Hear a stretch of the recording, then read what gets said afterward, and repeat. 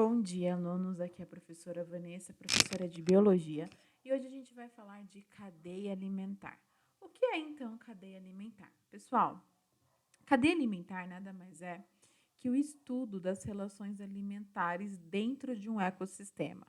O que seria um ecossistema? Um ecossistema é a comunidade, né, mais os fatores abióticos, né, um conteúdo que a gente já viu anteriormente.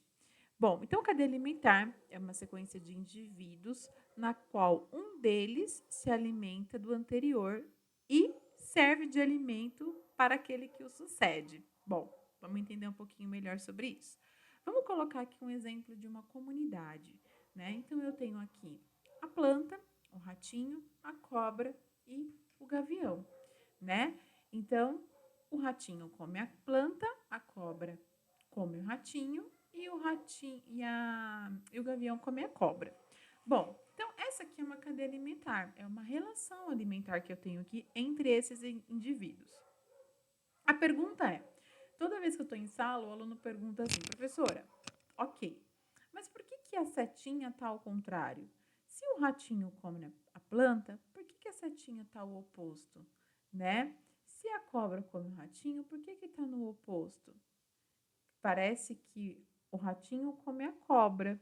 Na verdade, pessoal, a seta significa a direção da energia. Então, o ratinho comeu a planta. Então, a plantinha forneceu energia para o ratinho, né?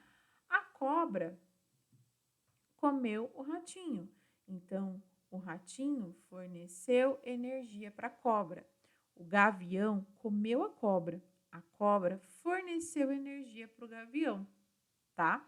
Então, a seta aqui está relacionada com o fluxo de energia dentro de uma cadeia, tá? Então, aqui é um exemplo clássico que a gente sempre coloca aí para entender cadeia alimentar. Bom, mas a cadeia alimentar não é só isso, né?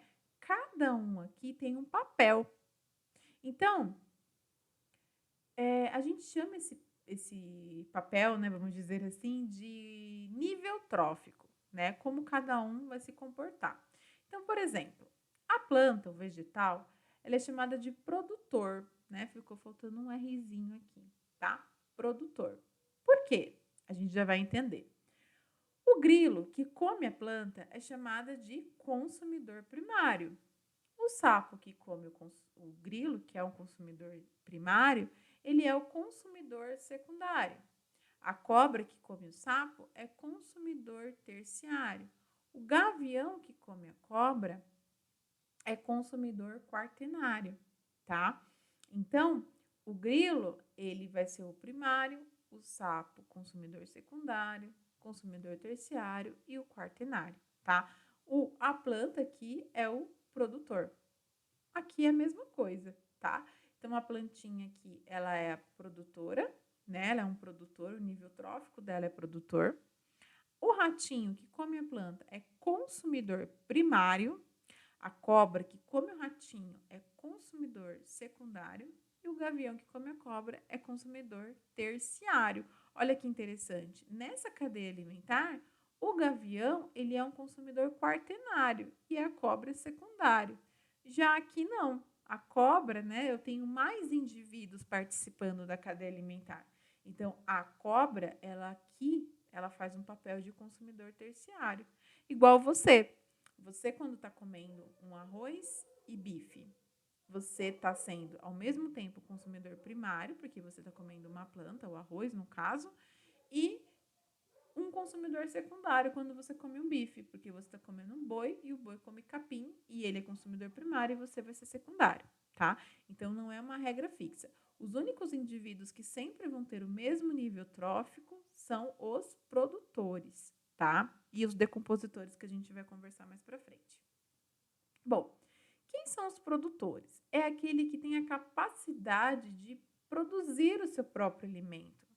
Ai, professora, mas eu faço meu próprio alimento, eu faço um bolo. Não, você está só misturando os ingredientes, né? A farinha veio pronta, o ovo veio da galinha, então você não tem essa capacidade. Para você conseguir seu próprio alimento e energia para o teu corpo, você precisa se alimentar. Os produtores, eles não precisam, né? Eles conseguem fornecer, produzir energia, alimento a partir da fotossíntese. Então, coloca ele na luz, dá gás carbônico, né? CO2 e água para a planta, pronto. Ela vai fazer o oxigênio e a glicose, né? Que é o alimento que vai formar ali sacarose, enfim, várias outras coisas, tá?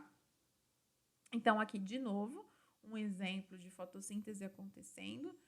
A plantinha, através da luz, junto com o gás carbônico e a água do solo, vai produzir oxigênio e glicose, que é alimento tanto para a planta quanto para a gente, né? Então, eles são os produtores, tá? Aqueles que produzem seu próprio alimento. Eu coloquei aqui uma planta, né, que é um exemplo clássico. Mas existem aí outros seres fotossintetizantes, como as algas, por exemplo, tá? Só que é lá do ambiente marinho, né? Do ambiente aquático. A água, as algas são as grandes produtoras no meio aquático, tá? Bom, então essa é uma informação importante dos produtores.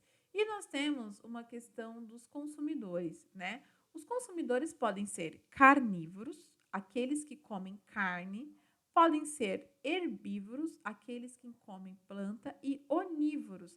Eu posso escrever sem o M também, tá? Mais comum, né? Português aí, onívoros, tá? Que se alimentam tanto de planta como de animais, tá? Onívoros, pessoal, não é que come ovo, pelo amor de Deus, tá? Nós, seres humanos, assim, né? A grande maioria, quem não é vegetariano, né? Ou que não é carnívoro, tem gente que tá com uma dieta de só comer carne ou não comer carne, mas um indivíduo que come arroz, feijão, bife, ele é onívoro, tá? Bom, e aqui eu coloquei uma outra cadeia, agora que a gente já entende um pouco melhor sobre cadeia alimentar, eu coloquei um outro exemplo que sempre cai, às vezes, numa questão de prova ou até na apostila, tá? Às vezes colocam assim, olha, tem o capim, o boi e o carrapato. Hum, o carrapato, o que que ele é? Qual é o nível trófico do carrapato dentro desse contexto? Ora, se o consumidor primário é aquele que consome o produtor, ok. Então, o capim é o produtor, o boi é o consumidor primário. Mas o carrapato se alimenta do sangue do boi. Então, ele é consumidor secundário, né? Ele não vai lá correr atrás do boi, comer, mas ele tira energia do boi. Então, ele é consumidor secundário. O passarinho que come esse carrapato, o anum, ele é o quê? Consumidor terciário, tá? Então, por exemplo, o carrapato que tem lá no seu cachorro, ela vai ser consumidora secundária, certo? Bom, e aí nós temos outro seres importantes, são os decompositores, né? Olha, o próprio nome já fala, né? Que faz a decomposição. Quem são eles? Os fungos e as bactérias. Então, morreu uma planta, morreu um consumidor primário, morreu um consumidor secundário. Quem vai fazer a decomposição desses seres e devolver esses nutrientes para o solo, para a planta depois utilizar para fabricar seus alimentos? Os decompositores, fungos e bactérias, tá? Claro que aqui é uma imagem, eu coloquei essa imagem das bactérias, é uma imagem de microscópio, porque as bactérias eu não consigo ver a olho nu, tá? Já os fungos, alguns sim. E aí, a nossa cadeia alimentar, ela tá pronta, né? Então, eu tenho um produtor, como vocês já viram, o produtor é aquele que produz seu próprio alimento através da fotossíntese, tá? É o consumidor primário, geralmente o consumidor primário ele vai ser herbívoro, né? Consumidor secundário, né? E aí, posso dar sequência aqui, né? Continuar, mas eu parei por aqui. E aí nós temos os decompositores. Olha que interessante. Todo mundo está direcionando a seta para os decompositores. Porque todo mundo, quando morre e faz a decomposição, está gerando energia e nutrientes para os decompositores. Depois, os decompositores devolvem isso para o solo para outras plantas utilizarem e continuar o ciclo, tá? Então, aqui de novo uma imagem, né? Planta, gafanhoto, sapo, cobra e gavião. A planta dá energia para o gafanhoto dá para o sapo dá para a cobra dá para o gavião. Quem é a planta? Produtora, né? O gafanhoto, consumidor primário. O sapo, consumidor secundário. A cobra, consumidor terciário. E o gavião, consumidor quaternário. Todo mundo passa aí matéria e energia para os decompositores, tá? E os decompositores vão devolver os nutrientes para o solo para depois a planta utilizar, tá? Bom, importante também a gente falar aqui sobre o sol, né? O início da nossa cadeia não se dá com a planta, a gente precisa do sol. O sol fornece luz, energia solar para a planta e ela, somente ela, assim, né, dentro dos organismos autotróficos, consegue transformar essa energia luminosa em energia química, que é o alimento, tá? Então, aí a importância do sol. Se não existisse sol, não existe vida na Terra, tá? Porque não teria alimento. Outra coisa também, o produtor, ele pode ser chamado de autotrófico, aquele que produz seu próprio alimento. Prestem atenção.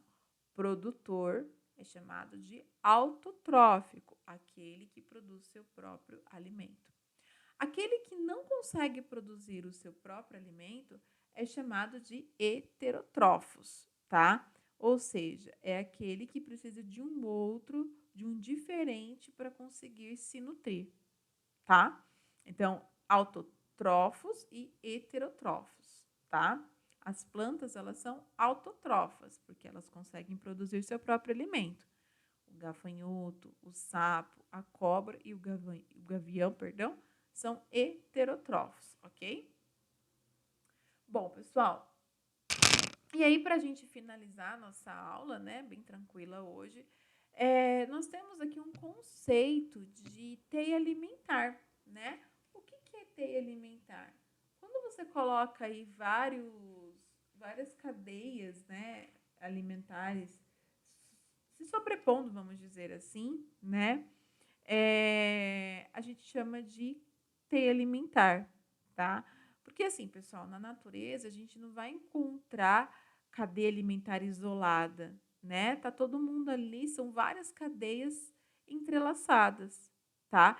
E aí que eu falo para vocês, é nesse momento que os consumidores podem ocupar vários níveis tróficos ao mesmo tempo, tá?